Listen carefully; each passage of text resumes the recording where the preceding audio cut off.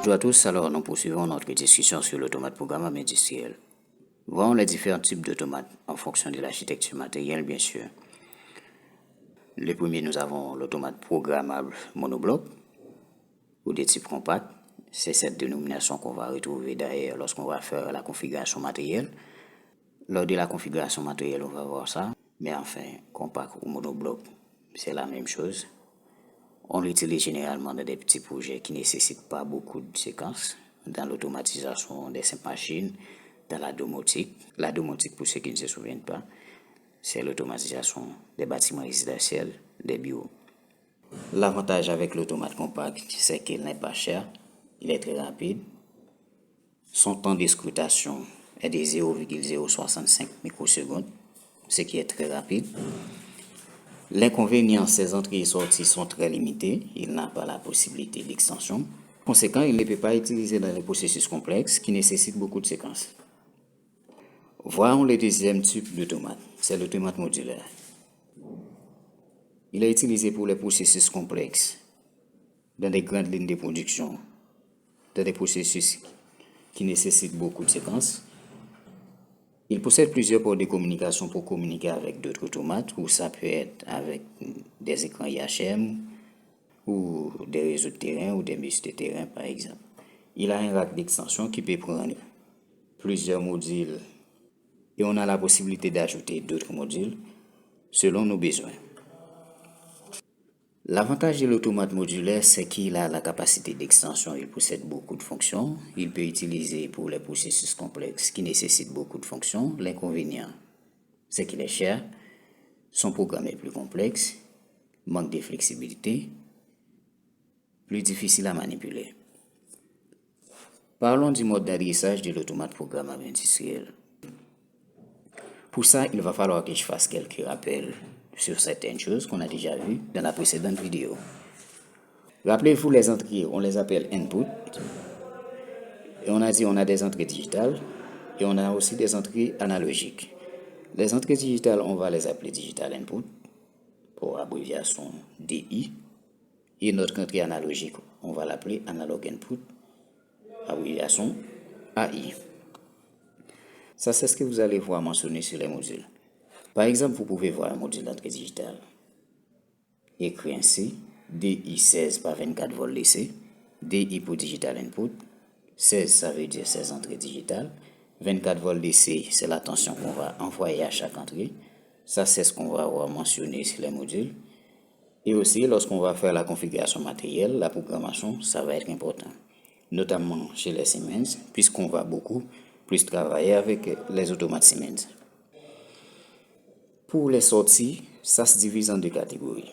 Aussi, on a les sorties digitales et les sorties analogiques.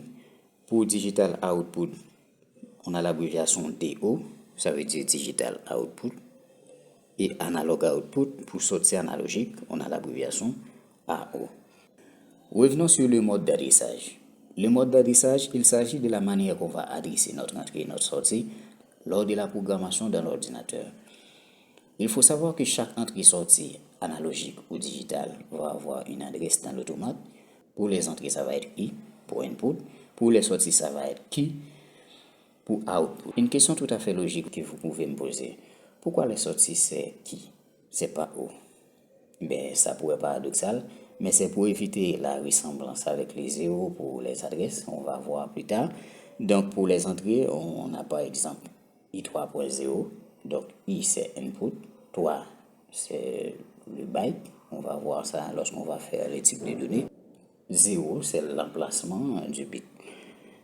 Pour les sorties, par exemple, on a qui 4.1. Donc, le qui, c'est pour output. Le 4, c'est le byte. 1, c'est l'emplacement du bit.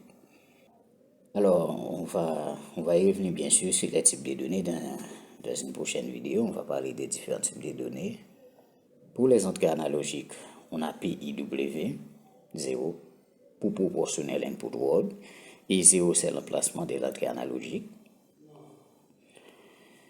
Et les sorties analogiques, on a PQW0, alors ça peut être PQW4, comme pour l'entrée analogique aussi, ça peut être PIW5, PIW6, mais il faut savoir que le chiffre qui vient derrière, c'est c'est l'emplacement de l'entrée analogique, c'est l'emplacement de l'adresse de l'entrée analogique du module analogique.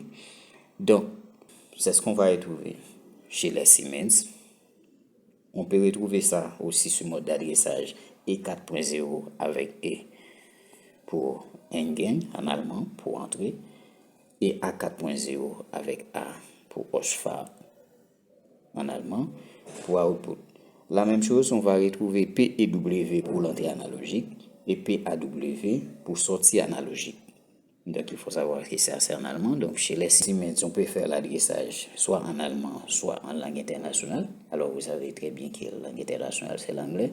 Nous, on va travailler avec le langage international. Ça va être notre adresse en anglais, donc input, output. Voyons un peu les câblages pour les entrées et les sorties digitales. Pour les entrées, très souvent, ils sont alimentés en 0,24 volts. On peut trouver des entrées 110 volts ou des 120 volts alternatives, mais c'est très très rare. Nous, on va beaucoup plus se concentrer sur les 24 volts DC parce qu'on va beaucoup plus travailler avec. Il est important de noter qu'il y a des entrées digitales NPN et PNP.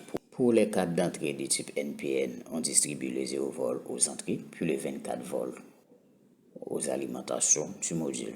Pour les cartes du type PNP, on distribue les 24 volts aux entrées, puis les 0 volts à la masse du module.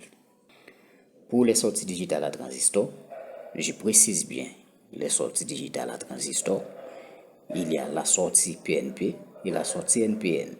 On fait tout simplement l'inverse des câblages d'entrée.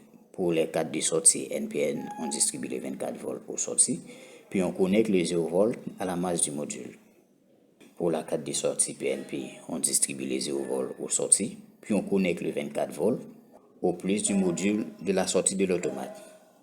Pour les entrées analogiques, on a un signal électrique, soit en tension, ça peut être 0,10 volts, un 5 volts, moins 10 plus 10 volts, ou un signal en courant 420 mA, ce qui est beaucoup plus utilisé en industrie, qui vient d'un capteur transmetteur. Le capteur transmetteur, c'est tout simplement un capteur avec un transmetteur qui joue le rôle de conditionnement du signal électrique. Nous reviendrons plus en détail dans une prochaine vidéo. Pour la sortie analogique, on a un signal électrique de commande sorti par l'automate.